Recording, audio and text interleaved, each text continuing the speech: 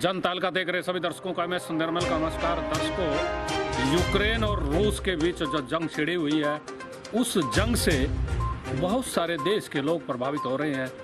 हालात इतने खराब हैं कि उन लोगों को डर लग रहा है जिनके बच्चे भी वहाँ नहीं हैं। लेकिन यूक्रेन में जिस देश के और जिस क्षेत्र के बच्चे गए हुए हैं, कुछ बच्चे तो स्टडी के लिए गए हुए हैं, कुछ लोग रोजगार के लिए गए हुए हैं, लेकिन जो स्टडी के लिए बच्चे गए हुए हैं और जो बच्चे लौट आए हैं, वो परिवार के लोग थोड़ी बहुत राहत महसूस कर रहे हैं। लेकिन डर अभी भी बना हुआ है, क्योंकि यूक्रेन में जो जंग चली हुई है उसमें हालात बहुत दर्दनाक हैं। खून बहाया जा रहा है, मानव का खून बहाया जा रहा है सिर्फ अहंकार के लिए। लेकिन हम इस समय इंद्री पहुंचे हैं और इंद्री में शिक्षा क्षेत्र में जुड़े हुए सुरेंद्र चौहान जी, जिनका बच्चा यूक्रेन में गया था, वो मेडिकल की पढ़ाई करने के लिए वो वापस लौटा है। हम आपको मिलवाएंगे किस तरह के हालात यहाँ हैं।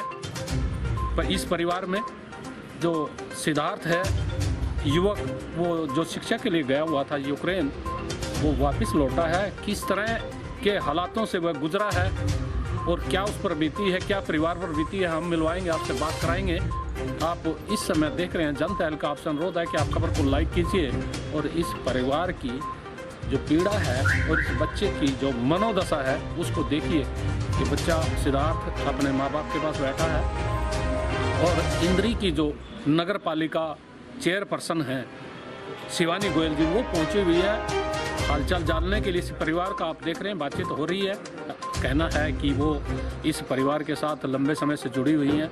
ये समय बातचीत चल रही है, यूक्रेन के हालातों को लेकर के उनसे पूछ रहे हैं, उनसे जान रहे हैं कि किस तरह के हालात वहाँ हैं और किन परिस्थितियों से होकर के आप वहाँ निकले हैं, कैसे कैसे वहाँ से निकलना हुआ है और जो युद्ध है, युद्ध की आहट कैसे महसूस हुई है और वहाँ से निकलने के दौरान उनको किस तरह की परेशानियाँ आई हैं और उन परेशानियों से कैसे पार पाया गया है, किस तरह से वह बाहर निकले हैं, क्या सोचा है, क्या विचार था, क्या उनके मन में थी।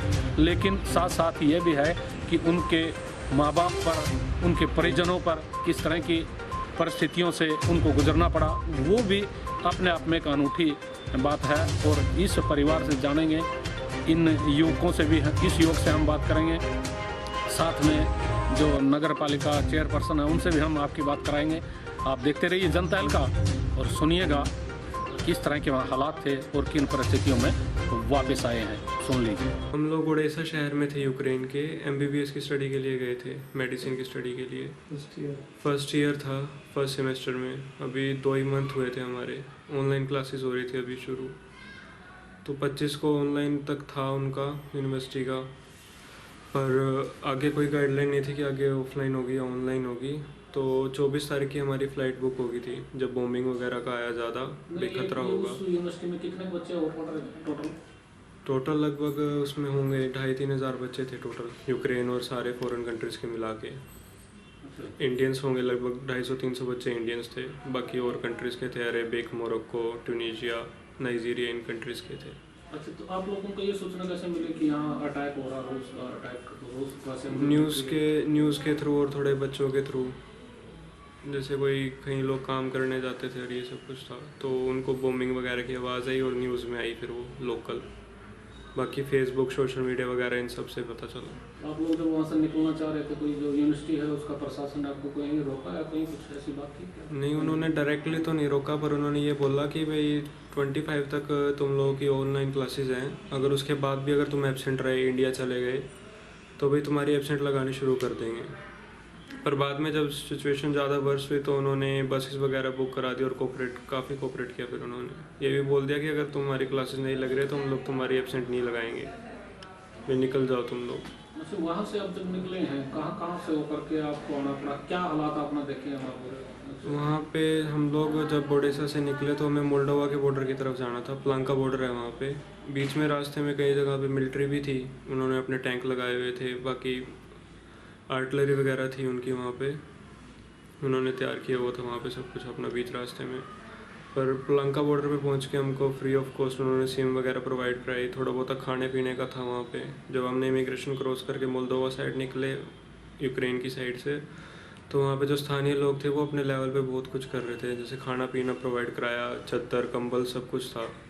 मोल्दोवन जो पीपल थे उन्होंने खुद की पर्सनल कार में हम लोगों को किशिनोव, उनकी कैपिटल है मोल्दोवा की, वहाँ तक लेके गए। एक नाइट का चर्च में स्टे करवाया उन्होंने, वहाँ पे खाना पीना सब कराया, शेल्टर प्रोवाइड किया, बेड वगैरह सब कुछ। फिर नेक्स्ट मॉर्निंग उन्होंने टैक्सी करने में हेल्प करी हमारी, और हम लोग वहाँ से रोमानिया बुखारेस्ट के लिए निकले, रोमानिया की कैपिटल। फिर वहाँ पे इंडियन एम्बेसी ने प्लेन प्रोवाइड कराया था, उसमें हम लोग बॉम्बे तक आए और बॉम्बे से फ्री ऑफ कॉस्ट दिल्ली। अच्छा, कहीं बॉर्डरों के जो वहाँ के बॉर्डर थे, यूक्रेन के बॉर्डर, वहाँ कहीं पे आप लोगों को कोई परेशानी हुई या कहीं? नहीं, ऐसे या वहाँ के जो बॉर्डर के सुरक्षा कर्मी थे उन्होंने? नहीं, सभी सुरक्षा कर्मी कोऑपरेटिव थे, उनके जो भी बॉर्डर पे थे, चाहे वो रोमानिया को, मोल्डोवा को या यूक्रेन को, सभी बॉर्डर्स पे उनका काफ़ी कोऑपरेटिव था सब कुछ। कोई चार्जेज वगैरह भी ले रहे कहीं बॉर्डर? नहीं, कोई चार्जेस नहीं, कुछ नहीं, फ्री ऑफ कॉस्ट था सब कुछ। फ्री ऑफ कॉस्ट अपने तरफ से सिम प्रोवाइड कराना, खाना प्रोवाइड कराना, एयरपोर्ट पे भी उन्होंने खाना प्रोवाइड किया, ब्रेड वगैरह, चिप्स, ये वहाँ सब से कुछ। निकलने का आप लोगों को प्लान क्या है? अभी यहाँ हालात ज़्यादा ख़राब होंगे इसलिए नहीं? भाई यहाँ पे था कि यहाँ पे एकदम से हालात ज़्यादा ख़राब होंगे, क्योंकि उनका ये न्यूज़ आ गई थी कि जो ओडेसा का बॉर्डर है सी साइड से लगभग 10-12 किलोमीटर दूर रशियन जो वॉरशिप है उनके वो खड़े हुए हैं, तो भाई यहाँ पे एकदम से हालात ख़राब होंगे। और फिर वही हुआ, 24 तारीख को वहाँ पे वॉर की आई, और 25 तारीख को उसमें ओडेसा में भी शेलिंग हुई काफ़ी 3-4 बार। अच्छा, जहाँ से आपने निकले कहीं बमबारी के कोई दृश्य आपने देखे हैं कुछ इस? नहीं, वहाँ बीच में कोई नहीं था, क्योंकि वो थोड़ा रास्ते में कहीं उनसे दूर होते चले गए थे हम, थोड़ा पोर्ट की साइड। शहर आया हो, कोई ऐसा एरिया आया हो जहाँ? नहीं, ऐसा कोई एरिया नहीं था वो बॉम्बिंग वगैरह नहीं। हमारे बस ये लगा लीजिए, वहाँ पोर्ट पे जो उनके टैंक वगैरह थे वो हमने एक बार देखे थे बस। उन्होंने जैसे सड़कों वगैरह पे भी टैंक चलने लगे थे। बम चलते हुए कोई इस तरह देखा?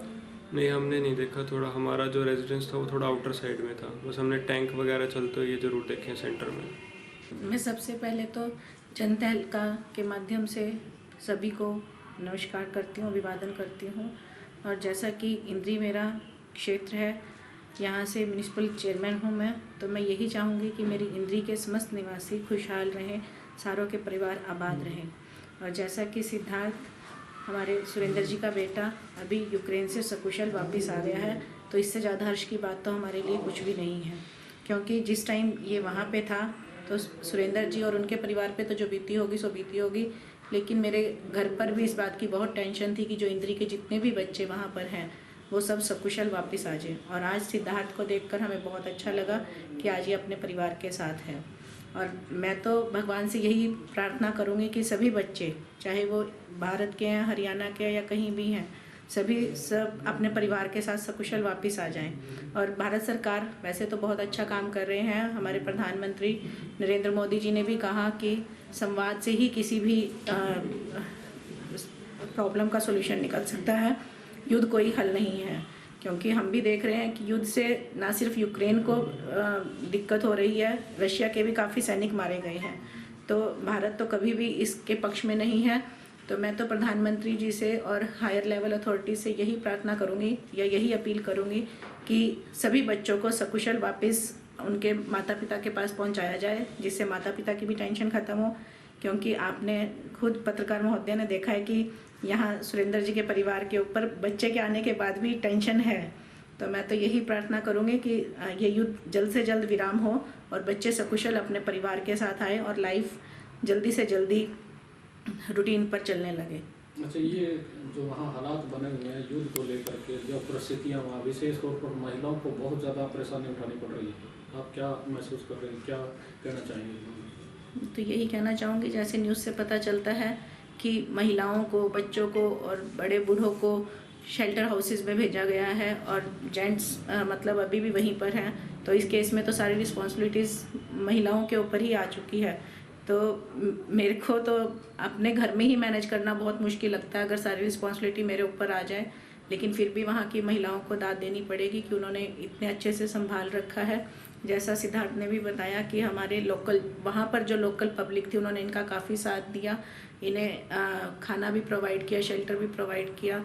तो मैं तो यही कहूँगी कि वहाँ पर जो लोकल पब्लिक है या स्पेशली जो महिलाएं हैं उन्होंने बहुत अच्छे से स्थिति का सामना किया और अपने परिवार को भी संभाल रहे हैं।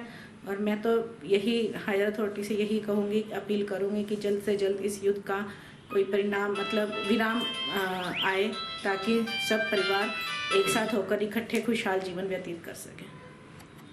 24 दिसंबर को सबसे पहले तो आप सभी का सादर अभिनंदन।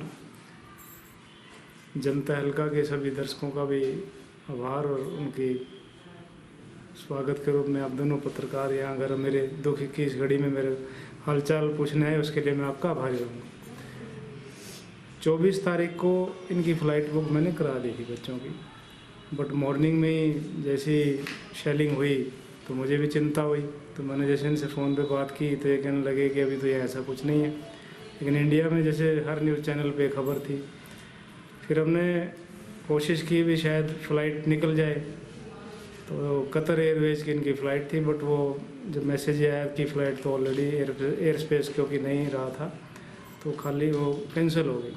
तो हमें चिंता हुई, बच्चों से बातचीत करते रहे। 24 और 25 की रात को इन्होंने निकलने की कोशिश करी, लेकिन फिर वो कर्फ्यू था शहर में तो निकल नहीं पाए। तो फिर ये जब निकले तो मोल्डोवा एक नज़दीक देश था, तो वहाँ से होते हुए अपना रोमानिया से फिर इंडिया, और भारत सरकार का बहुत कोऑपरेशन रहा। दूसरा ये बीच में जानना चाहेंगे कि निकलने का जो आप लोगों ने निर्देश दिया था क्या था? हम लोग लगातार टच में रहे, इनको बताते रहे, क्योंकि बच्चे थे तो बच्चों में हिम्मत भी नहीं थी। दूसरा, बच्चों में एक कंपेनियन होता है कि मेरे सभी साथी जाएं, और हमें भी यही था, हमने ये निर्देश दिए भी कोई भी बच्चा अलग ना जाए, ग्रुप में रहें और ग्रुप में ही आगे बढ़े, और कहीं अगर दिक्कत आती है तो हमें कांटेक्ट करें, ताकि हम भारत सरकार को, एम्बेसी को कहीं ना कहीं हम भी अपनी तरफ से लगे रहे, मैसेज करते रहे। पीएमओ की हेल्पलाइन था, टोल फ्री था, वहाँ मेरी बात होती रही। हरियाणा लेवल पे सरकार ने कंट्रोल रूम बनाया था, उनमें मैंने सारा बायोडाटा इनका डाल दिया था, इनसे पासपोर्ट मंगवाए, सारी जो डिटेल थी इनकी सारी मैंने सरकार की नॉलेज में डाल दी थी। सरकार ने कुछ आपको इस हाँ, खूब सरकार का योगदान रहा। अभी तक भी उनके कॉल्स आते रहे, 3-4 दिन से सीएम लेवल पर अलग है, आदरणीय सांसद महोदय की तरफ से आए, सीएम साहब की तरफ से आए, डिस्ट्रिक्ट प्रशासन की तरफ से आए, इवन पीएमओ की तरफ से आए, मतलब हर एक ने सूचना पूरी की पूरी। और फिर लोकल लेवल पे वीडियो साहब आए, तहसीलदार साहब का निर्देश रहा, फ़ोटो लेकर के गए बच्चे के साथ में, उनको मतलब अलग अलग तरह से उन्होंने, ऐसा ना हो कि भी सरकारी कर्मचारी झूठ बोल दे जी बच्चा पहुंच गया। तो सरकार काफ़ी एक्टिव दिखी, और यही परिणाम रहा कि बच्चे इतने निकाल पाए सरकार के सहयोग से। दूसरा, जब वहाँ बच्चा जा रहा था, आप लोगों की यहाँ हालात किस तरह के बने हुए परिवार? हालात नेचुरली है, कोई भी बच्चा हो, ना केवल हमारा ही, बच्चे सबके साझले होते हैं, बच्चे सबके कॉमन होते हैं। आज भी जिनके बच्चे नहीं हैं हमारे आगे, अब भी हमारी खुशी उतनी नहीं है, क्योंकि हमारे दिल में ये है कि हमारे भारत की बेटे बेटियां सभी आए। जिन माँ बाप के साथ हमारे लोकल थे, नहीं आ रहे थे, हम लोग कांटेक्ट कर रहे थे, फ़ोन भी कर रहे थे, हमें चिंता उतनी थी जितनी अपने बच्चों की।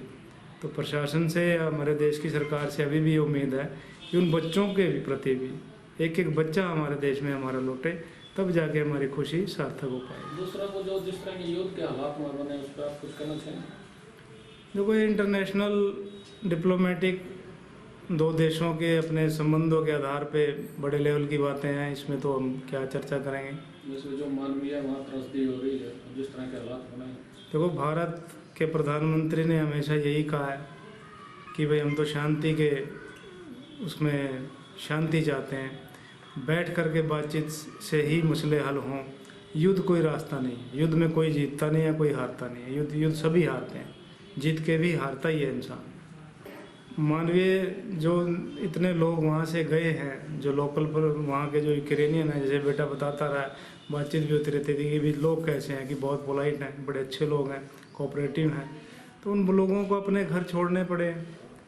युद्ध में बच्चों में, महिलाओं पे, बुजुर्गों पे ही उन पे ज़्यादा आपदा आई है, सबके कारोबार चले गए। बहुत से साथी तो हमारे वहाँ सेटल्ड थे, उनको सारा कुछ छोड़ करके भागना पड़ा वहाँ से।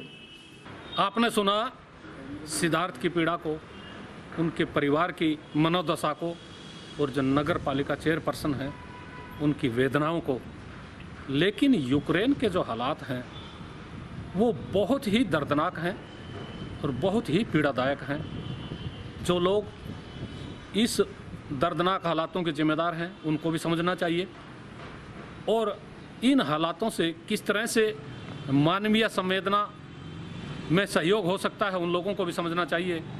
लेकिन जो व्यक्ति साकुशल बचे हैं उनके परिवार में तो खुशियां हैं, लेकिन जो वहाँ खून बहा जा रहा है, जिनका खून चला गया है, जिनका जिगर का टुकड़ा चला गया है, जिनके मकान चले गए हैं और जिनका सब कुछ वहाँ तबाह हो गया है, इस बारे में सोचना चाहिए उन लोगों को जो इसके जिम्मेदार हैं, जो इन हालातों को पैदा करने वाले हैं। हालात कहीं भी हों, किसी भी देश में हों, यदि मानव का खून बहेगा सिर्फ अहंकार के लिए, तो फिर इंसान के अंदर की इंसानियत ऐसे ही रोएगी, और जब इंसानियत रोएगी तो फिर मानववादी लोग कहाँ बैठे रहेंगे। ये बड़ी पीड़ादायक बात है। मैं अपने सहयोगी पंकज के साथ MS निर्मल।